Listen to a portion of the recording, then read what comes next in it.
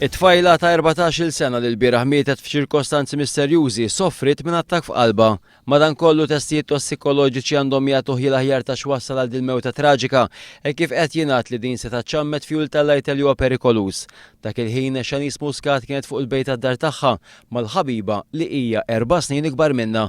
Nifhmu li din il-ħabiba ġiet interrogata mill-pulizija dwar dan il-każ.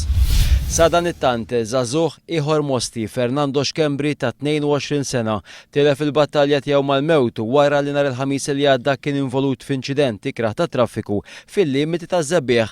It-tfajla li kienet miegħu bħala passiġġiera Kirsti Vassallo ta' 19-il sena għadha f'kundizzjoni gravi.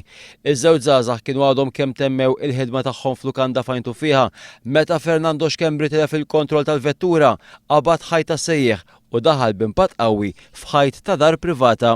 Huwa mifhum li l-ġenituri ta' Fernando Xkembri iddeċidew li jagħtu l-organi ta' binhom biex bekk ser jibqa' jgħix f'ħadd ieħor. U fi żviluppi oħra r-riżultat tal-awtopsja fuq żagħżugħ ta' 30 sena minn Raħal Ġdid ikkonferma li huwa mitbattak f'qalbu x'aktar x'kawża ta' overdose ta' droga. L-inċident seħħ għall-ħabta ta' 8 tal-ġimgħa filgħaxija meta żagħżugħ kellu bżonn għajnuna waqt li kien qiegħed f'dar fi triq Kordin f'Raħal Ġdid u qiegħed minnu fih l-isptar Mater Dei fejn aktar tard ġiet ċertifikat mejjed. L-inkjesta hawnhekk qed titmexxa mill-Maġistrat Tonio Mikallef Trigona.